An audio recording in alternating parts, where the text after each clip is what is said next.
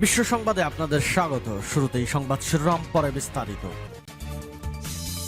আন্তর্জাতিক অঙ্গনের তাজা আপডেট সংবাদ প্রথমেই জানিয়ে দেব, এইবার ইরান আক্রান্ত হলে শত্রুদের ওপর নরক নেমে আসবে, আইআরজিসি প্রধানের হুঙ্কার। এদিকে যুদ্ধে ইউক্রেন জিতবে না, এখন শান্তির সময় স্বীকার করলেন মার্কিন প্রেসিডেন্ট ডোনাল্ড ট্রাম্প। রাশিয়ার কাছে মার্কিন যুক্তরাষ্ট্রের বড় পরাজয়। এদিকে সিরিয়ায় ইসরায়েলের নীল নকশা, যুদ্ধ না অপমানজনক আত্মসমর্পণ। এরপর জানাবো, গাজায় ইসরায়েলের যুদ্ধ গণহত্যা ছাড়া কিছুই নয় বললেন কাতারের আমির Sheikh Tamim bin Hamad Al Thani. এবং সর্বশেষ জানিয়ে দেব, ইউক্রেনের ৭৮% জমি দখল করেছে রাশিয়া। যুদ্ধ বন্ধের আহ্বান ট্রাম্পের। মার্কিন যুক্তরাষ্ট্র ধ্বংস হয়ে যাচ্ছে ইসরায়েল এবং ইউক্রেন যুদ্ধে সহযোগিতা করার জন্য। এতক্ষণ শুনছিলেন সংবাদ শিরোনাম, এখন বিস্তারিত। অনুরোধ থাকবে ভিডিওটিতে একটি লাইক দিন, কমেন্টস করে জানিয়ে দিন আপনি কোন জেলা থেকে বা কোথা থেকে এই সংবাদটি শুনছেন।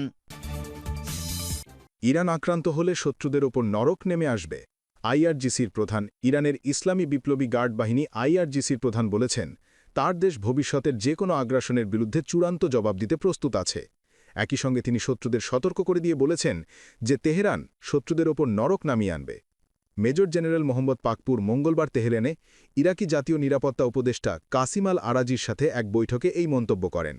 জুন মাসে ইসরায়েল এবং মার্কিন যুক্তরাষ্ট্রের ইরানের বিরুদ্ধে ১২ দিনের আগ্রাসনের দিকে ইঙ্গিত করে কমান্ডার সতর্ক করে দিয়েছিলেন যে শত্রুরা আঞ্চলিক দেশগুলোর ঐক্যকে দুর্বল করতে চাইছে। ইহুদিবাদী শাসক গোষ্ঠী কমান্ডারদের হত্যা এবং নাশকতার মাধ্যমে ইরানের জাতীয় সংহতিকে ব্যাহত করার চেষ্টা করেছিল, কিন্তু সর্বোচ্চ নেতার প্রজ্ঞা এবং জনগণ সর্বোচ্চ স্তরে সতর্ক থাকায় এই ষড়যন্ত্র ব্যর্থ হয়েছিল।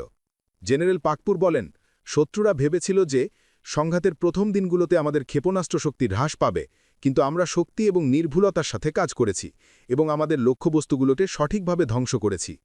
মেজর জেনারেল পাকপুর ১২ দিনের যুদ্ধের সময় ইরান বিরোধী গোষ্ঠীগুলোকে নিয়ন্ত্রণে ইরাকের প্রচেষ্টার প্রশংসা করেন এবং দ্বিপাক্ষিক সীমান্ত চুক্তির পূর্ণ বাস্তবায়ন এবং সীমান্ত এলাকা পর্যবেক্ষণের জন্য একটি মাঠ কমিটি প্রতিষ্ঠার আহ্বান জানান।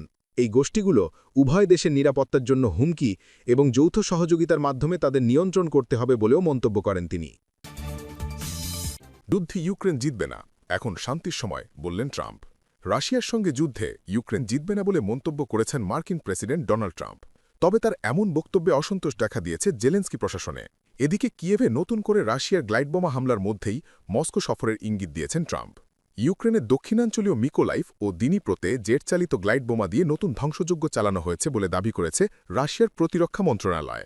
এতে ক্ষতিগ্রস্ত হয়েছে বিদ্যুৎ কেন্দ্র, রেললাইন ও সামরিক স্থাপনা।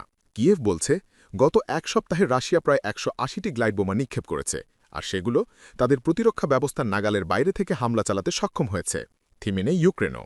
ব্রিয়ান্স ও বেলগোরোদ অঞ্চলে পাল্টা ড্রোন হামলায় আগুন ধরে গেছে রুশ তেলঘাঁটি ও গোলাবারুদ দ্বীপতে। ইউক্রেনীয় বাহিনী বলছে, রাশিয়ার সরবরাহ শৃঙ্খল ভাঙা এবং ফ্রন্টলাইনে চাপ তৈরি করাই এসব হামলার উদ্দেশ্য। চলমান এই উত্তেজনার মধ্যেই ইউক্রেন যুদ্ধ জিতবে না বলে মন্তব্য করেছেন মার্কিন প্রেসিডেন্ট ট্রাম্প। বলেছেন, এখন সময় শান্তির।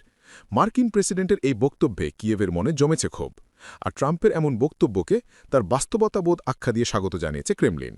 এর আগে রাশিয়ার শর্ত মেনে এখনই যুদ্ধ শেষ করতে ভলোদিমির জেলেন্সকিকে আহ্বান জানান ট্রাম্প। যুদ্ধ শেষ করতে ডনবাসের কিছু অংশ রাশিয়ার হাতে ছেড়ে দিতে হতে পারে বলেও মন্তব্য করেন। ইউক্রেনের প্রেসিডেন্ট বলছেন, ন্যায় বিচার ছাড়া কোনো শান্তি নয়। তার মতে, ট্রাম্পের দ্রুত সমাধান পরিকল্পনা মানে যুদ্ধবিরতির আড়ালে রুশ নিয়ন্ত্রণকে বৈধতা দেয়া।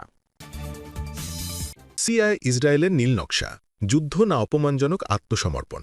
কাতার ভিত্তিক স্যাটেলাইট চ্যানেল আল জাজিরার এক প্রতিবেদনে সতর্ক করে বলা হয়েছে, মার্কিন সরকারের মদদে দক্ষিণ সিরিয়ায় ইসরায়েলের সামরিক তৎপরতা দেশটিকে ব্যাপক সংঘর্ষের মুখে ঠেলে দিচ্ছে এবং দামেস্কোকে কঠিন এক দ্বিধায় ফেলেছে। যুদ্ধ নাকি অপমানজনক আত্মসমর্পণ। আল জাজিরা তাদের বিশ্লেষণধর্মী প্রতিবেদনে লিখেছে, ইসরায়েলি সেনাবাহিনী সিরিয়ায় বিশেষ করে দক্ষিণাঞ্চলে আগ্রাসী অভিযান নতুন দামেস্কো প্রশাসনকে চরম চাপে ফেলেছে। এই তৎপরতা অব্যাহত থাকলে পরিস্থিতি আরও ভয়াবহ রূপ নিতে পারে। গাজায় ইসরায়েলের যুদ্ধ গণহত্যা ছাড়া কিছু নয়। গাজার ওপর ইসরায়েলের যুদ্ধকে সরাসরি গণহত্যা হিসাবে আখ্যা দিয়েছেন কাতারের আমির Sheikh Tamim bin Hamad Al Thani.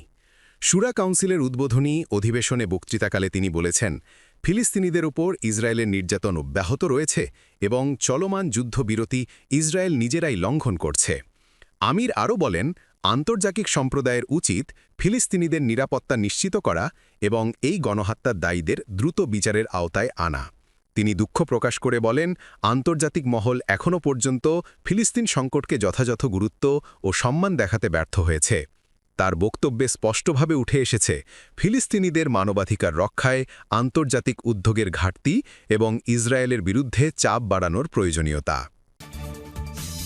ইউক্রেনের ৭৮% জমি দখল করেছে রাশিয়া, যুদ্ধ বন্ধের আহ্বান ট্রাম্পের।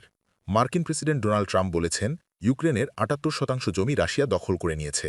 এখন উভয় পক্ষের যুদ্ধ বন্ধ করা উচিত। সোমবার ২০ অক্টোবর আল জাজিরার প্রতিবেদন থেকে এ তথ্য জানা গেছে। এর আগে রবিবার ডোনাল্ড ট্রাম্প বলেন, উভয় পক্ষের যুদ্ধ বন্ধ করা উচিত এবং ভবিষ্যতের আলোচনায় ভূখণ্ড নিয়ে সমাধানে যাওয়া উচিত। আমি যা বলছি তা হল, তাদের এখনই যুদ্ধক্ষেত্রে থামানো উচিত, বাড়ি ফিরে যাওয়া উচিত, মানুষ হত্যা বন্ধ করা উচিত এবং শেষ করা উচিত। তা না হলে চূড়ান্ত সমাধানের বিশদ আলোচনা করা কঠিন হবে। ট্রাম্প আরও বলেন, এটা যেমন আছে তেমনই কেটে ফেলা হোক।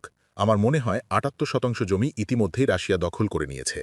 এখন যেমন আছে তেমনই রেখে দাও। তারা এ নিয়ে পরে আলোচনা করতে পারে।